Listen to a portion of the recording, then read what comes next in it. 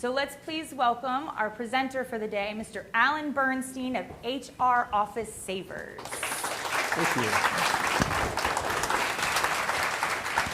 Thank you, Betsy. How's my volume? Great, thank you. Well, thanks all for being here and helping me with walking through my business. Name of the company is HR Office Savers. We're an independent human resource consulting firm. Down or up? I started my business in 2018 in Melbourne, Florida, and last year in March I moved to Mount Dora. So what I'm going to be asking you to do is I'm going to start with my problem statements. I have two that I'd really like your help thinking through. I'll give you a little bit of background about my company and what I'm trying to accomplish, and then I'll give you three ways that I think you can help me. All of it, I'm looking for your input. I did a really good job in Melbourne of building my business, and now I'm essentially starting over. So what I'd like to really drop with you as a first problem statement is that exactly. Do I keep my business in Melbourne? Do I start over in Lake County? And that's north-south. I mean, Lake County is a big county, so I have to think about, is it Olive Lake? Is it North Lake, South Lake? And I've been down this area a couple of times, and I think that there's opportunity also. I just need to think about staying, growing, keeping a hybrid. Is there something else I haven't thought of? I'd love your input on that. My other problem statement that keeps me up at night is I built this business around several lines of business with hands-on support as a consulting service, with an actual product of writing handbooks and helping companies staff, and also with reactive service on what we call the HR help desk. I'm stretched pretty thin, and I'm not sure what my next move is with hiring, growing, focusing on one line of business, possibly combining the lines of business. Your input for that would be very helpful also as I think through what I'm trying to do. A little bit about me personally. I graduated from college in, well, I can't tell you that, 1988. And I got married in 1999, late 20th century. Have you guys heard that one? The late 1900s? Isn't that awful? Gosh, I must have been a brat as a kid to have to pay for that now. So I started this bit, I built my life around my family. I have two girls, Kylie and McKenna. One graduated from University of Florida a couple of years ago. The other is about to graduate from FSU. We don't have a lot of competition in the house. Actually, candidly, coming from the Northeast, we don't get involved a lot in college athletics anyway. It's a lot of pro stuff. So you come down here, and all that high school Friday night lights, it's real. It's not just a television show. That's the real thing. So learning how to deal with that was pretty fun as a family. We moved out to Viera near Melbourne, or just outside of Melbourne, and just kind of enjoyed life. I moved here for work, and in 2017, the company divested and merged, and I left that organization, took a couple of months to learn about myself, and then started my business. Which brings me to 2018, when I started HR Office Savers. I try to focus a lot on working in the community and helping through. One of the things that when I first started my business, my wife and I agreed that it's now her turn. She had an executive career also until we had kids. And when I took my own business on, the deal was she went back to corporate. And that was actually, frankly, what moved us to Lake County, is her company is in Lake Mary. And it was just too far to commute every day. And because it was her turn, we moved. And now thinking through what's next for me has become a little bit of a challenge. And that's why I'm here today, and that's why I'm looking for your help with as well. My company started in 2018 with really just offering HR services to organizations, and it expanded to these 9 boxes of business, which I created 3 vertical layers of support that seemed to resonate with the clients that I built in Melbourne. My work with the Chamber of Commerce, my work with the SBDC, my work with the comparable lead, which is called the EDC, Economic Development Commission, and local libraries that did stuff for Goodwill, just really kind of putting it out there, trying to learn what people needed, what they wanted. And as I think about what's next, I thought this would be helpful to give you a little bit of a frame of reference of what I've tried to build and what I really don't know is transferable to Lake County, and as I built it in Brevard and what that looks like here in Lake. So as we get to what I really need your help with, here is what I think you as a community can do to help me, is what do I do about this business model geographically? Do I stay in Brevard and just keep building on that? It's a lot of commuting. I mean, it's a good hour and 40 minutes to my client in downtown Melbourne, which I still have. Do I continue that? Do I build on that? Do I grow that? I've already got books on tape. Well, we don't call it that anymore, do we? I have Spotify. So I've built that level, I know. Pound facts, it's hashtag I'm getting right. So as I continue to build that out, do I stay in Brevard and just really build that because that's where my business model is? Do I need to be in Lake County because there's a business here and commuting just isn't an effective way to manage? That's 2 hours each way in the car, which is cost. For anyone that is a consultant, or even if you're working in your own business as an employee, you know what that's like. We try not to commute as much as we have to. It's time away from family and so on. Or do I do some kind of hybrid? Is there some other model I haven't considered? Point two that I could use your help thinking through is how I combine business lines. Do I even need to combine business lines? Do I want to think about the cost of hiring, spending that money on staff, versus owning it all internal and building it out? How do I think about, where do I get my head around combining businesses, combining support solutions, combining products? And then third, I built the business and I still believe that my best plan of action is education. Human resource services is not as well known as I think it could be. There's this thing called fractional HR support for businesses where they hire 4 to 10 hours a month, say. Marketing has it, legal has it. There's a lot of businesses that do fractional work. HR is not as well known for that at this point. So how do I get in front of organizations? I was in Sarasota yesterday with CareerSource. I'm working with Yolanda locally. I've got connections in Brevard. I want to continue building that out. So you helping me think through that would be helpful. And with that, I'll turn it over to you. Thank you, Alan. So now comes the feedback part. So we have Banks and Doris around with microphones, and so if you have some feedback that you would like to share with Alan, please just raise your hand and we're going to come around, stand up, give us your feedback. Sorry. Maurice Sanders. Just a quick question. Just wondering why you feel there's an or between Lake County or Brevard County. And Well, one of my options is hybrid. So it may not be an or, it may be an and. okay. Yeah. And so, what key hires do you think you need to make to help Brevard grow while you build Lake County, I guess? No, thank you, Maurice, for that question. One of the challenges in my world, and for many of you that are experienced in a certain field may see this also, why work for me as a consultant when you can build your own business? So finding someone that has that level of competency and capability is a challenge, certainly. I have a good network of folks that do what I do that wouldn't work for me, that do their own thing or just do it as a side hustle on the weekends or evenings or something. I would also look for an administrative assistant, we call it HR coordinator, human resource coordinator, to help me with stuff like that. So looking for folks is not closed to me, but that's what I need help thinking through, is do I focus my effort? If I drive to Melbourne, I'm going, for example, to Titusville after this meeting. That's an hour and 15 minutes each way. Friday, I'm heading downtown Melbourne. That's an hour and 40 minutes on a good day, and it's Friday, so it may not be a good day, which takes even longer. That eats into time that I could be doing other things. I work on having phone calls in the car. I try to develop myself with my Spotify, audiobooks, and so on. If you've had experience with that and what's worked for you, that would be good to hear. Helping me answer these questions like Maurice just asked is great to get me to think through what that looks like. I had this conversation when I first moved to Lake County, and it was decided it's silly to give up existing business while I build local business, because that's still revenue, in order to build my business here. As I continue to build it and as I make a presence in Lake County, it still becomes a balance of where I focus my time and attention and effort. And I don't have a good answer for that. Good morning, everyone. My name is Danny. You had mentioned fractional HR.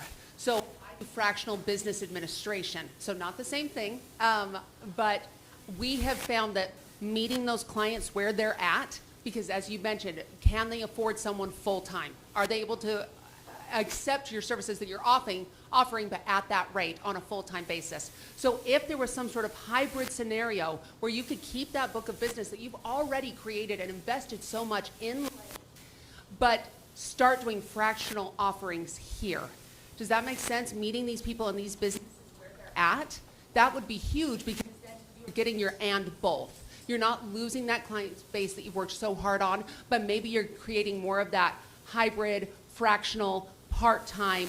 Is this a one-time offering? Is this an ongoing product that you're offering them? Because I hate to see you lose that book of business, and yet there's so much growth here. Right. I mean, we need you. Businesses could really grow with your guidance. So finding that hybrid sounds like you're on the right path. Okay, thank you. Thank you, Danny. Hi, I'm Jim Hernandez from Vistage. My question is, how many hours a week, or how many days a week, do you need to go to Brevard? Currently, it's 5 every 2 weeks, so I'm on a 3 one week and 2 another. So you have time to network and build business locally? Sure, of course. Okay. Well, then it would make sense, yes, to do both. Don't give up what you have, because you got to pay the bills. Also allows you to finance your business. My second question, if I may, is you're in HR. Do you want to have an employee? Right. Not every sole operator wants to have an employee. Somebody told me one employee is 2, so it's something to think about. Right. No, I appreciate that. And I want to dive a little bit deeper on that first point about the hybrid. That's exactly where I'm a little bit stuck, is going back and forth. If I'm in Brevard 3 days, that's half productivity because of the travel time, the drive time, the going back and forth. So I don't want to lose that business. I think that's an important connection to keep. But what am I giving up by not using that same time locally? And that's what I'm trying to work through, yeah. All right. Point Web Studio. I've got a couple questions and then some feedback as well. First question, if you were to cut all your clients in Melbourne or in Brevard today, would you be in a financial bind? Would you be able to sustain your business? Second question, which kind of goes hand in hand, how has the transition to Mount Dora been? Have you built out a good client base there and a good network?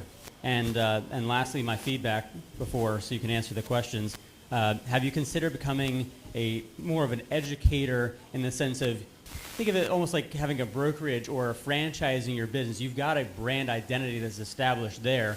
Why not have that? And if it's so hard to have an employee, but you have plenty of people that would love to own a business, why not give them the ability to be a managing partner, take over that location so you can then expand and start a new franchise in a different location?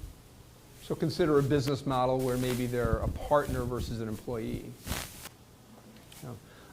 Matthew's questions about it is marginally financially sustainable to stop working on the East Coast. And that's probably where my biggest hesitation comes from giving that up, because that marginal can very easily turn into a no. But it can also turn into a yes. For anyone that's ever started a business, most of us, I think, are entrepreneurs at some level. Every time you say yes to one thing, you're saying no to something else. And that's one of the areas that I'm thinking through. So I appreciate that thought. Thanks, Matthew. Hey, Alan, I got a quick question for Yeah. you. Jamie, I do fractional Hey, Jamie. IT and fractional marketing, so I kind of understand where you are, but again, much like Danny, completely different area. Yeah. I agree, don't lose your book. But my question for you is, what is the requirement for the physicality of you being there? Why can't you go hybrid via video for most of that? I've worked in many companies across the Yeah. U.S. where HR was in another state. HR, unless there's a physical reason, that's really where my question is, why not video commute to these businesses? And then fractional HR is definitely something the industry needs. Yeah, well, I appreciate that. I built the business in Melbourne as boots on the ground. My differentiator is in-person HR, working with companies that need HR but can't afford full-time HR, which makes it that fractional. Some of the clients I've kept from Melbourne are allowing an internal hybrid mechanism where I'm on the ground with them half the time and I'm virtual half the time. And I want to clarify, so thanks for that question, because just to be clear, to me, in this context, hybrid is building a business jointly in Lake and keeping the business in Melbourne versus one or the other. Then we get into a virtual hybrid situation, which I appreciate that. I have not pressed that hard for it because that's not my vibe. That's not what I do. Doesn't mean I can't. So now maybe I need to rethink a little bit. So maybe what I'm hearing, so I'm taking this in. As I hear about, do I combine my lines of business? Do I change lines of business? maybe it's not the lines of business, maybe it's how that line of business is delivered that I need to rethink a little bit more. It's a different, same concept, different perspective. Thank you. Good morning. My name is Brandon. Apprenticeship. Most people, I think, actually I don't think, I know that most people think that their ideas are their own. But the thing is, if you don't ever train anybody into what you are doing, you're not going to grow your business to the next level. I apologize for saying that so bluntly. But you are in Broward. Did you grow your business with an apprentice? Did you teach somebody while you were growing your business to learn from you, from your experience, from everything that you've done to grow that business? It is a question for you, but it's also a question for kind of everybody, because we think that our ideas are basically our own, and we don't want to give those up. But that's not necessarily true. You've gotten those ideas from a lot of other people. And you should give them out to other people. You should give them out to an apprentice who would have helped you build your business in Broward, so you wouldn't have to be there anymore. You could be in Lake County, and you could get an apprentice here and do the same thing. It is a question for you, though. I appreciate that. Thank you for that question. When I was in Brevard County, I had 4 employees. One was full-time, which I forgot your name, but she wasn't literally an apprentice, but I was teaching her the business, and she was able to take over initially when I moved to Lake County, and then I had 2 part-timers. One was a marketing person, and one still is with me 5 hours a week, very part-time, as my part-time HR coordinator in Brevard County.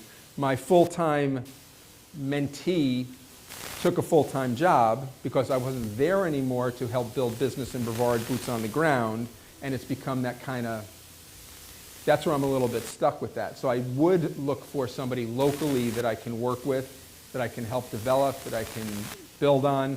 And candidly, I'm not looking for that. I posted a job through my own feed, through my own business, and if I can find someone locally that would do that with me, I would do it. But I'm also just now starting that. It took me all summer last year to transition as I moved, and then the end of last year rebuilding, and now this beginning of this year, I'm now getting back into all this. So I appreciate that. Thank you for that. That's a great point. Yeah. Hello. Hi. Thank you for being here. I'm Donna Kirtland with the Hi, Live Donna. Well Foundation. It's a philanthropic giving organization in our community. So one of your questions is, how do you best find nonprofits and community groups for presentations? Happy to help you with that. But my Thank first question is, I saw that you had a lot of leadership in SHRM, Society for Human Resource Management, and you're looking to do presentations to get your business. In Brevard, what was the ROI of spending your time presenting to other organizations, and how many clients did you get out of that before you start to develop that model of obtaining clientele here? I just wanted to hear how you had thought through that. That's a lot of in-person time, and what did that yield for you? The focus I had on presentations were more business development, marketing, learning the process, learning programs. I can't give you a number, which I know for any business people in the world that's awful to hear, but I don't have a return on investment directly for doing presentations. As an example, I went out to Sarasota yesterday to present for CareerSource Brevard on behalf of HR Florida, SHRM Manatee. I'm not selling anything. I have my other badge on that says HR Florida. I have my support mechanism that talks about HR as a community effort. So hard to say. I will tell you that I think of some of that as simply donating my time. I think about it as I'm paying it forward. The work that I've had, part of building my business and not being a corporate entity anymore, is being in front of other folks and teaching them HR, which then leads to connections and referrals. So I think I need to do more of that, and I also need to figure out how to monetize it, or how to measure it.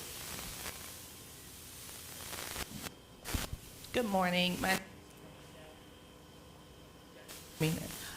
My question, I wanted to piggyback off of the guy that was saying virtual, because I think you do have a great business model that can be delivered virtually. I think that that's just a space maybe you're not so comfortable in, but especially in Lake County, I think as you build your presence in Lake County, you can capitalize off of doing things virtually we are a new business, and we were like, oh yeah, he does handbooks, employee handbooks. Like we can use that. We just making those connections. I think being here, and discussing your business and the things that you're going through, will also put you to forefront so people can see who you are and what you have to offer to Lake County, because there's a huge growth here, and I definitely think that you're needed. Thank you. Rick Sizer with Right Realty Connection. Two statements. One's a question, one's just a statement. The question is, what is your sweet spot in the amount of employees that you want to work with in an HR company? I know there's big company, it's a huge, or how many employees that you'd like to focus on? Now, my sweet spot, answer that first, you have a comment? Go ahead. Yeah, my sweet spot is when a company reaches around 25 employees is when they start thinking about having their own internal HR person, whether that's an administrative assistant that learns HR or an operations manager. That's where the owner or the business leader is just too stretched to do their own HR anymore. So that's about the size where I come in, and smaller, 15 people, 12 people, 18 people. You stop hiring your friends and family, and you're hiring from the outside through Craigslist and Facebook Marketplace and Indeed, and you're getting employees, and you don't even know how to hire anymore. You don't know how to do background checks, and you're getting folks that really aren't doing what you hope they would do. So I come in and help with that part of it. That size, yeah. Yeah, and my other comment was regarding your challenge that you had with your employee once you moved over here. That's something that you might want to think about, write it down. That might be a challenge that other companies will have in the future. So to me, that's a positive to have that challenge, because you literally had it, so you can try to figure out how to advise in the future. Right. I mean, I've got a network. I'm not worried about hiring someone. I'm worried about should I. That's my really thoughtful process. Am I going to stay in Melbourne and continue to build the business in Melbourne, which means I do need to hire somebody out there to run it? Am I going to focus on Lake County, which means I got to hire somebody to help me build it in Lake County? If I stay in both places, I'm still stretched thin, but I don't necessarily need anybody, because now it's just, these are the things that I'm trying to work through. I'm really liking the conversation about hybrid. It's giving me more to think about on how I run the business, how I build the business, rather than focus on the business lines or model itself, or think about the delivery mechanism. That's been very helpful. So we're going to take probably about 2 more questions, and I agree with Alan. The kind of the way that all the feedback is developing is fantastic. And don't be afraid to give that kind of constructive criticism side. There's, Alan, he's in HR, so he can handle it, but that's the important thing, right?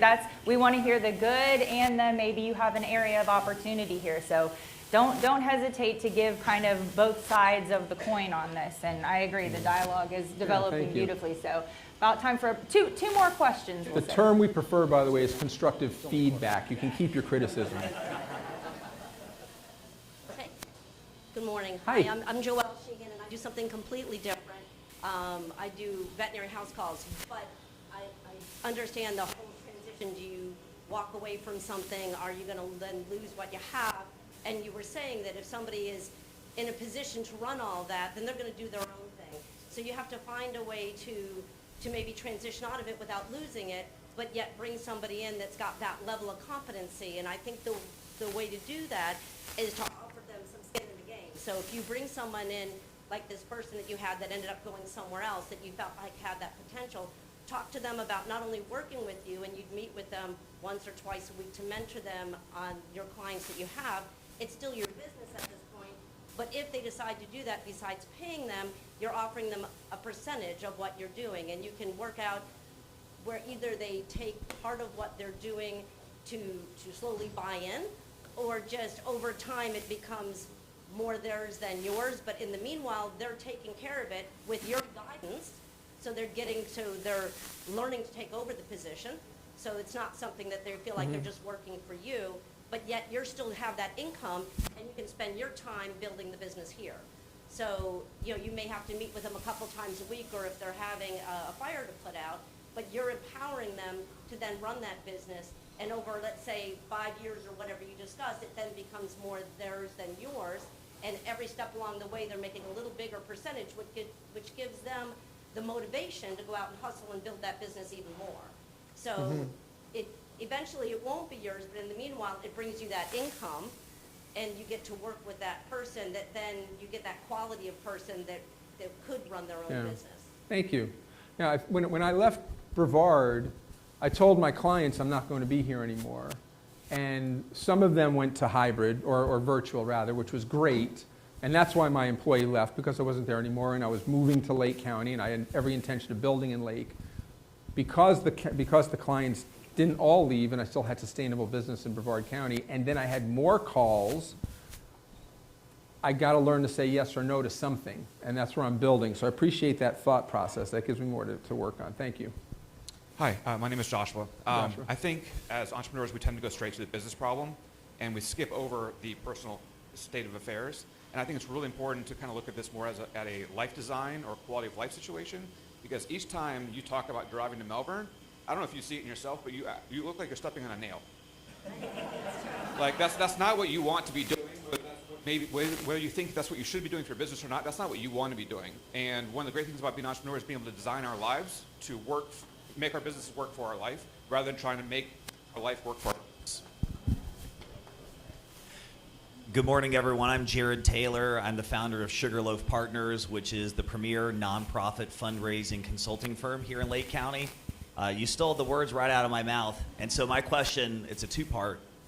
Are you happy? You doing what you want to do? You know, and you've shared that you moved here to the area for your spouse's job. You joined a church, you go to Rotary, you know where to get your hair cut, you joined a gym. You know, you don't have to do those things, but they're going to make you happier. They're going to build that network. And so, yeah, hope you're happy. Please take care of yourself. Thank you. Hi, it's Lee Tran, speaker and author and advocator. Alan, I applaud you for sharing your challenge. And being in transition, I know it is difficult, but you have to pick where you're going to be growing. And I know that one time, and I hired a coach who taught me that you train your client how they work with you. So if you chunk your time productively and say that I'm only going to be in Brevard for one time a month or twice a month, I can do virtually anytime, but every last Friday or whatever day that you pick, you're going to be there. You can be there all day long, so you don't have to drive back and forth. You just train them to come and present all the problem with you over there. In the meantime, grow the community here, because there's plenty of business owners who can support you. You build that rapport and then slowly back out. But you need to be selective who are you working with from the distance, so you can chunk your time productively, not driving 3 times a week, and you know, it's just a loss of time for you. All right, thank you.